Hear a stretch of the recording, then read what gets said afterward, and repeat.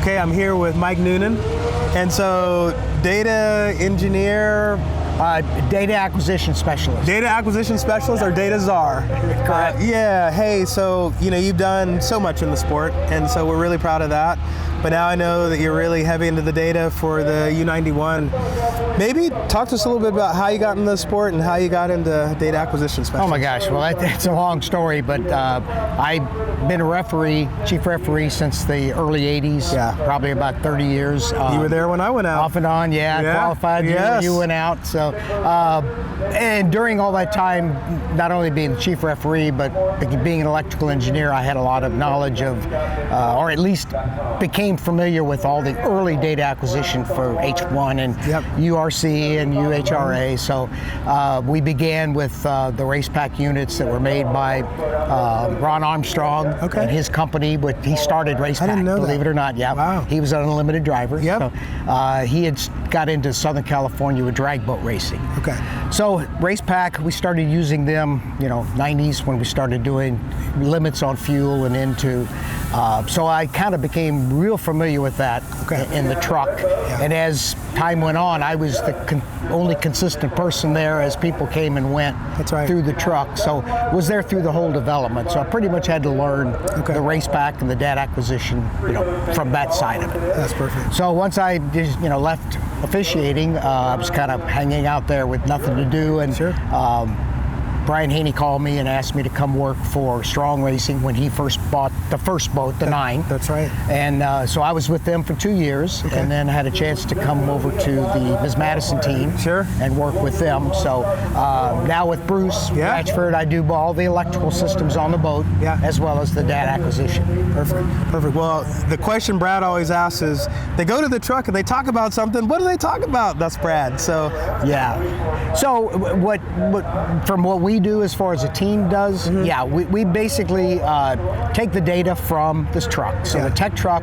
they download things like GPS speed, which basically gives us position on a course, as well as N2, which is the output shaft speed. So that's what goes into the gearbox, and that's limited to 110% of the mil spec. So that one, and then fuel flow. So those. Mainly right now it's N2, which is RPM, and fuel flow are monitored. You'll overlay the runs to see like the differences, right?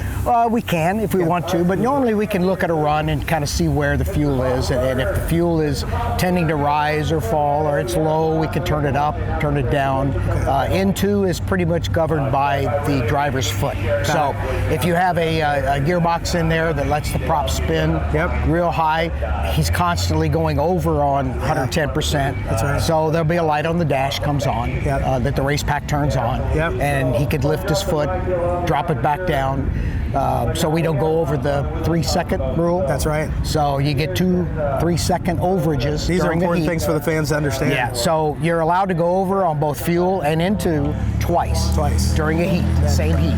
And third strike, you're out. Okay. And then also there's a 5-second rule, so you can't go over for 5 seconds. Which would be, a long straightaway. You go over 110%, that's going to get you the first turn first, right? So that's why that's thrown out. So we'll look at that. We'll look at see how the driver. So when we go back and look at the data, we're basically seeing, is he lifting too soon? Is he lifting too late? Is he doing it just right? Calculate how long it is before he, how many times he has to lift in a straightaway.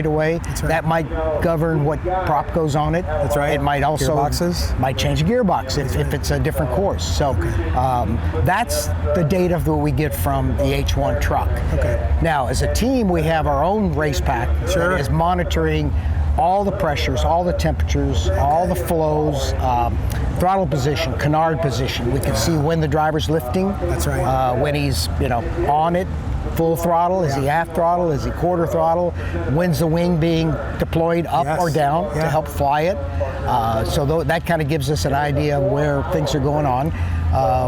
We tie that in with some in-cam or in-boat cockpit videos, and now that we can see the lights the full too. picture, don't you? Yeah, you can see the light when the light goes on. You can see that on the data stream that comes back out of the race pack. Sure. But it's great to see and listen to the engine when you see the red light come or the light come on.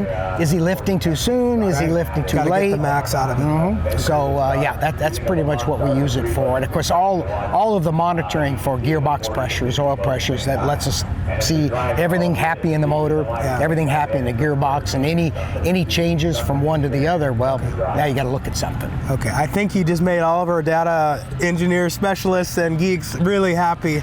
You know, it's just a taste, just so people can understand what the behind the scenes of the data that we get, and just how technology, how we advance the sport. Yeah, I mean, the technology is really great as far as being able to log it. The thing we'd love to do, all of us as a sport, we'd love to get that data back to shore faster and live. Or even direct. Oh, okay. Yeah, that makes sense. That's doable. It just takes money. It's like everything else. You know, we're making strides with everything a little bit at a time. I know the live streaming is a big deal. Thank you. I mean, the next thing would be put the data on top, superimpose the data on top, I think fans would love or let that. the officials see when somebody has an occurrence right away. I mean, not have to wait to go to the truck.